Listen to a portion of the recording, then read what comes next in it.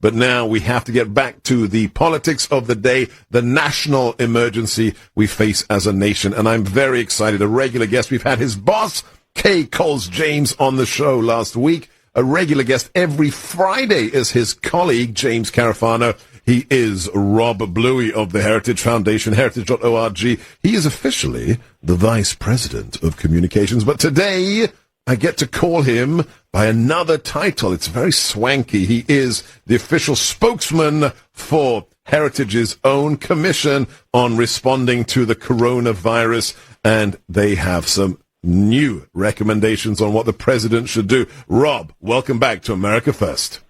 Thank you. It's great to be on with you and fresh from the commission's meeting just moments ago. So your audience is getting this first, Seb. Well, we appreciate that. I know I've been hassling you to get you on the show today, and you have made time for us, and our listeners are very, very grateful. We have an article from an organ that shall not be named, because I'm not a big fan, but the author is a great guy. He's called Paul Bedard. Follow him on Twitter, B-E-D-A-R-D, Paul Bedard. And he notes that half of America's states are set to lift their stay-at-home orders and the business closings within 2 weeks. That is what Americans have been waiting for a very, very long time, and that's why the Heritage Foundation's National Coronavirus Recovery Commission has published its first recommendations. Follow Heritage on Twitter, @Heritage, and go to heritage.org. But Rob, please give us the essentials. What have your commissioners said today are the first things we need to do? Well, the big news coming out of it is that the commission recommends that governors allow businesses to reopen and people return to work expeditiously, of course taking the appropriate precautionary and preventative measures so that they don't get sick. But there have been calls in this country to have everyone tested, and I know that this is something that the White House was talking about this weekend, and you even saw Governor Cuomo say today that states need to take the lead. This is exactly what our commissioners say. It really is dependent on state governments to be in control here when it comes to making these decisions, and we can't be in a situation where we're holding everyone back until everybody takes a test. That's just not practical. So yes, there are things that we can do to protect ourselves, keeping those who are highly vulnerable, for instance, probably away from those areas where they could be exposed to the virus. But a lot of this country, Seb, is just not in a situation like New York City or Detroit, and so that we shouldn't be treating them the same way, and that's what the commission has come out with today. No, this is one of the lines from the report, and I presume everybody can read it at heritage.org. This is a quote from Paul Bedard's article. "We must not keep the economy shut down until universal serological testing is available."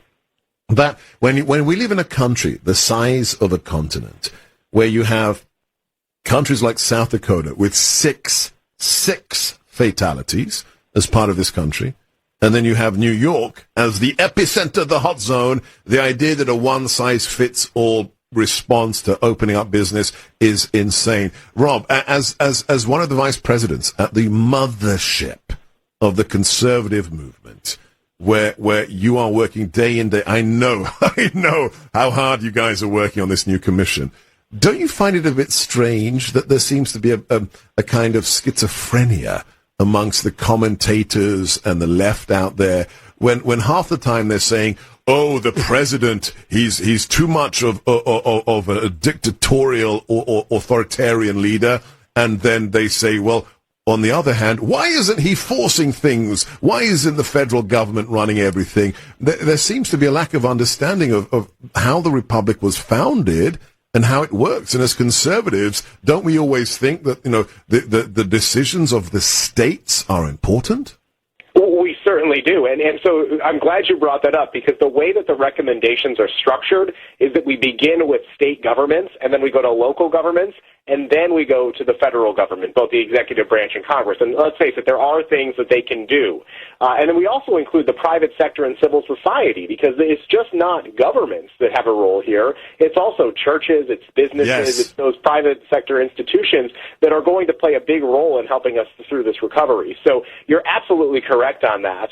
The recommendations span everything from regulations that we can get rid of to ways that we can address the challenges posed by the closure of schools, now that a lot of parents are finding themselves homeschooling. So it's 47 different recommendations that cover those multiple areas.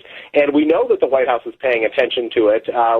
Kay James, who you mentioned earlier, who was on your program last week, she serves on the President's Great American Economic Revival Commission.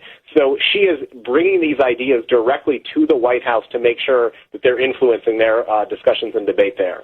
This is a very important point. I'm going to ask you about the makeup of the commission in a second. So here's another line from this new Heritage Foundation Commission report on recommendations for getting America back to work. Quote, state and local authorities with material assistance from the federal government, especially the U.S. Public Health Service, should reject calls for universal testing of every American prior to loosening social distancing and rather embrace targeted testing. It just sounds like common sense, and that is, I think, the way we get America back to work. Talk a little bit about, we're always leery as conservatives then when somebody says, oh, we're creating a new institution, a new initiative. We tend to believe small is beautiful. Explain why the Heritage Commission on National Coronavirus Recovery isn't just a duplication. It isn't more busy work, but you've actually got people on it from all walks of life, including many people who are already advising the president. So talk to us about why the Heritage created the commission and who's in it. Well, simply because conservatives believe that sometimes the private sector actually can come up with better solutions than the government. So that's not to take away from anything that President Trump is doing or any of the governors who've set up their own task force and groups that are advising him. But we think we can come alongside with the breadth of expertise and the leadership that we've assembled here, 17 different people led by Kay James, president of the Heritage Foundation, as well as people who have served in government, so Governor George Allen, who has a very business-friendly focus, to small business owners like Noe Landini, who runs a local restaurant chain in the Washington, D.C. area, to former public health officials. So there's a number of different perspectives that we bring in to the conversation. And I'll tell you, Seb, listening to the debates that go on in these commission meetings, it's really, your listeners should know that they're not just siding for one side or the other. That's a lot what we've heard from people are frustrated with Fauci because he's only focused on the public health aspect. I can tell you that they are trying to strive for balance on this commission. That's really important, that it's not an either or, but it's a both. We can protect both the public health and we can protect our economy, and we can do it at the same time. We are talking to the Vice President of Communications for the Heritage Foundation. Follow him right now on Twitter, Robert Bluey, B-L-U-E-Y. He's also the official spokesman for the Heritage Foundation's National Coronavirus Recovery Commission. This last point, and we have a minute with you, Rob, is so stunning to me that in the face of an official national emergency that is connected to a global pandemic, we have people who think that there are sides involved, and it's not just about America. Are you as shocked as I am?